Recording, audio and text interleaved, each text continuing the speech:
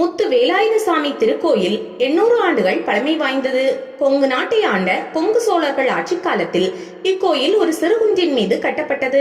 இச்செய்தி கல்வெட்டு மூலம் கண்டறியப்பட்டது.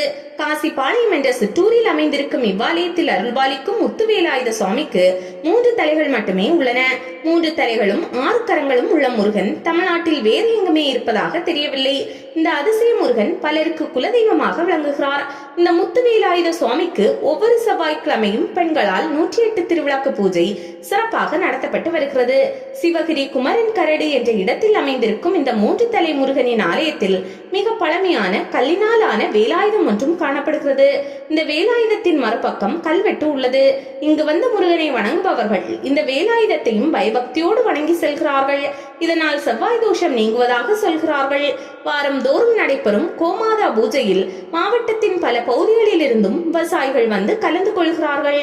தைப்பூச திருநாள் விழாவின் போது 108 பால் குடங்களில் தூய பால் எடுத்து வந்து முத்து வேலாயுத சுவாமிக்கு அபிஷேகம் செய்வது கண்கொள்ளா காட்சியாகும். திருமண தோஷம் நீக்கும் பரிகார தலமாகவும் இவ்வாலயம் திகழ்கிறது.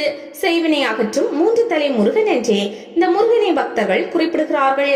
இக்கோயிலில் தற்சமயம் திருப்பணிகள் நடைபெற்று வருகின்றன. தடைப்பட்ட திருமணம் கைகூடவும் கல்வியில் சிறந்து விளங்கவும் திருட்டு போன உடைமைகள் திரும்பப் பெறவும் இங்கே திருவருள் கிடைக்கும் என்கிறார்கள்.